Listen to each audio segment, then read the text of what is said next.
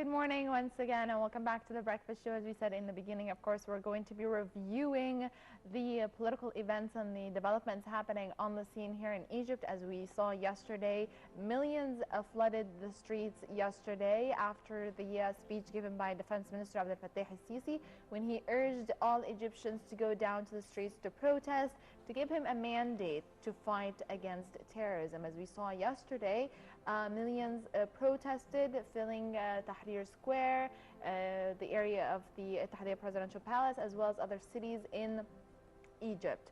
Of course, also the pro-Morsi demonstrations and the sit-in continued in Rabaa al-Adawiyya.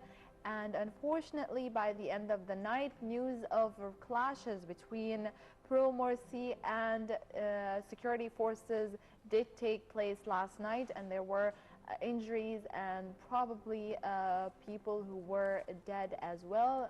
We're still waiting to confirm the numbers, but the recent clashes didn't end so well. So we're going to be discussing this in more detail today, how the current events are going to affect the next coming period, especially the economy. In the midst of the new interim government, we were hoping that we could move forward and start some projects and initiatives to take on the road to a democratic nation. How these clashes and these updates are going to hinder the situation. We're pleased to be joined this morning by Ahmed Garhy, Resources Management and Development Consultant. Good morning. Good morning, and thank you for joining us, Doctor. First of all, before we talk about the cabinet and the economy, how do you evaluate yesterday's protests?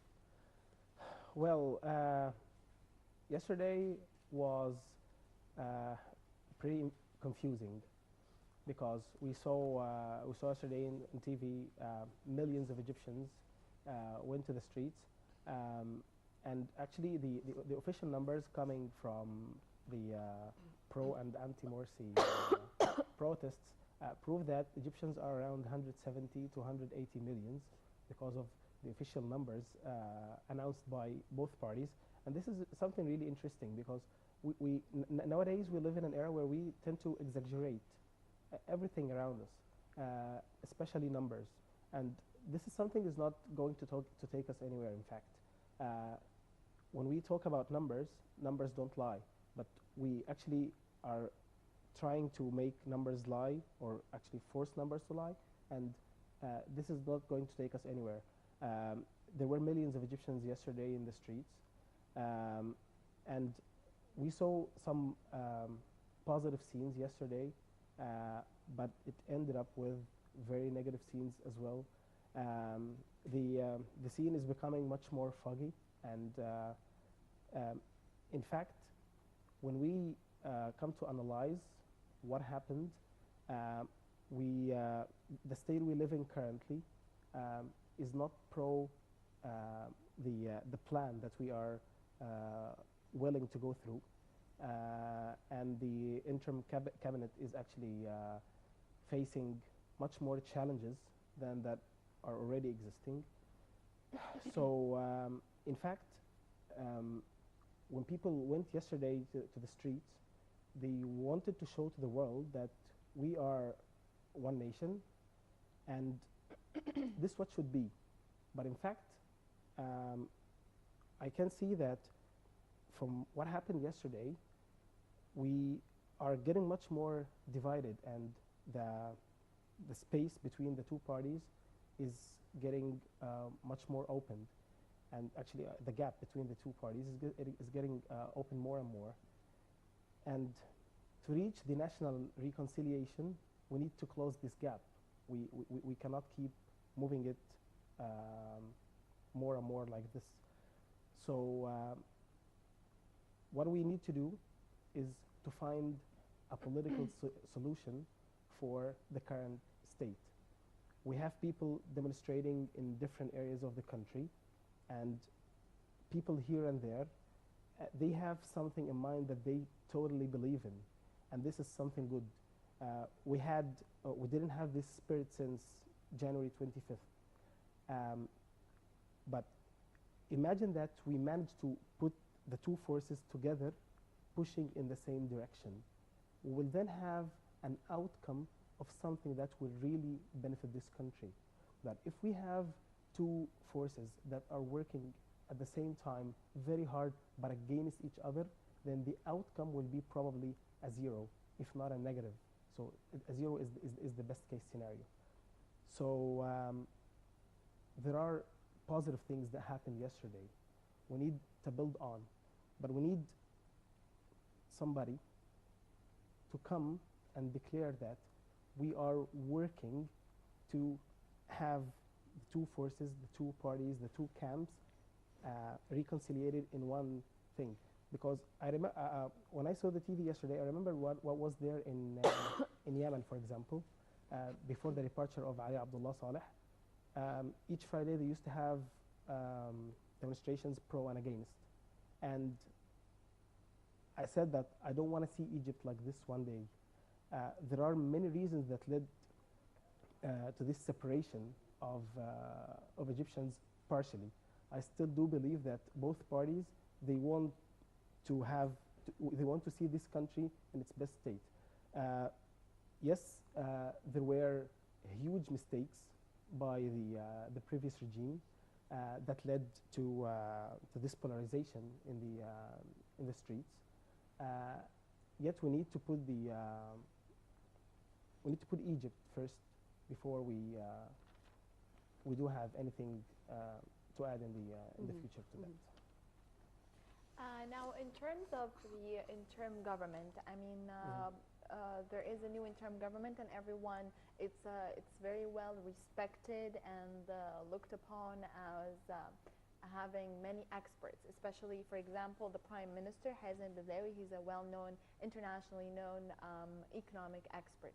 Exactly. Do you think that this interim government could actually initiate projects that could develop the nation in the current period and bring it back to where it should be, or at least bring it back to the right roadmap, the right track? Mm-hmm. Well, actually, the formation of the current government sounds really promising, especially that we have, as you said, experts, or as we call, they are SMEs, or subject matter experts, in their respective fields. So the challenge is to give them the environment where they will be able to perform and work. They have a very promising plan, and they are capable of executing this plan. But the problem is the atmosphere around them is not pro like the execution of these projects. Do you think So the protests, the continuing protests, the sit-ins, and the recent clashes that took place last night, do you think these are all going to hinder the work by the interim government? Definitely, it goes without saying. No government can work in such environment, and they will not be able, like, like let me give you an example. How much does it take you nowadays to go to Nasr City back and forth?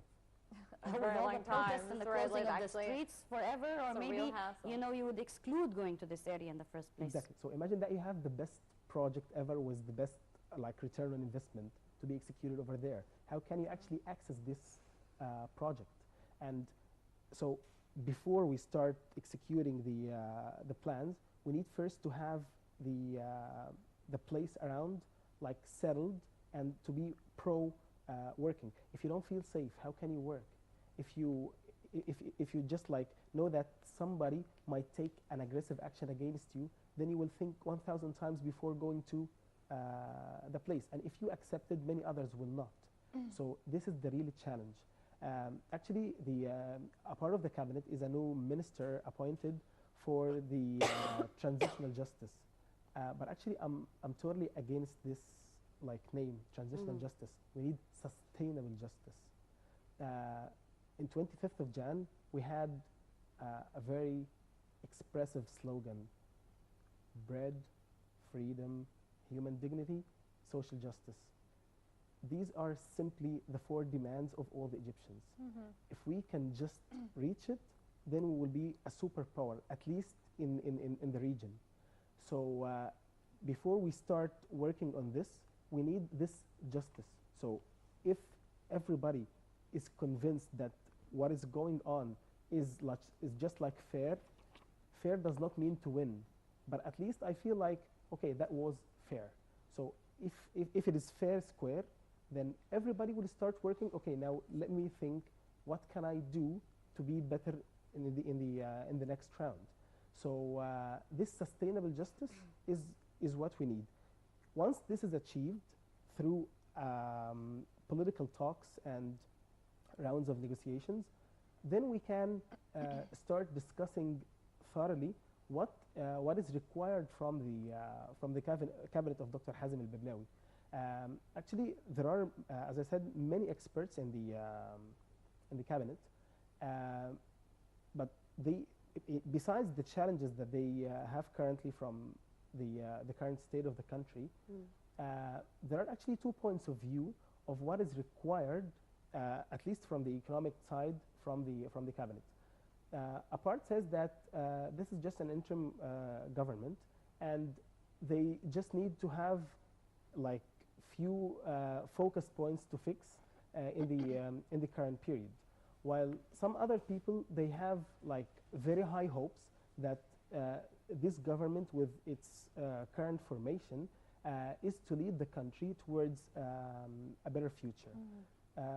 In fact, I go more for the first point of view, which is there are just very few points that this interim government should focus on, and if they manage to do this, this will definitely make a difference. Yes. The first part of it is concerning the wages. We have been calling for the social justice. There is one decision, if taken and implemented very quickly, this will make a big difference, and all the Egyptians will start feeling that we are working towards the social justice, which is the minimum and the maximum wages. Or actually, to be much more precise, it is the income. People say that, or there is a number that people like talk about, which is £1,200 per month. This is the least that That's an before the employee. inflation that Morsi's government had caused the country during the past year, or after the inflation? No, actually, this is after the inflation. Before the inflation was 700. Now we are almost like heading towards double this number, which is £1,200 per month, to be the minimum in both the private and the public sectors, or the governmental sector. So this is the minimum that an Egyptian can have to afford getting the simplest and To be able to the live. basics. Exactly, just to live. But Stay alive, at least. exactly. But actually, there is a problem here with the terminology itself. Is it the wage or the income? Let me give you an example. 7, 8 years ago, I used to work for an international organization here in Egypt, and my salary that was in the contract was £300. Oh.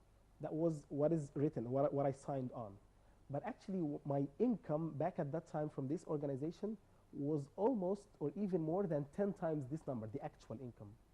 Good? That means what? If you set it to be the wage or the salary, so we are Egyptians, we are really smart, and we can really work around it.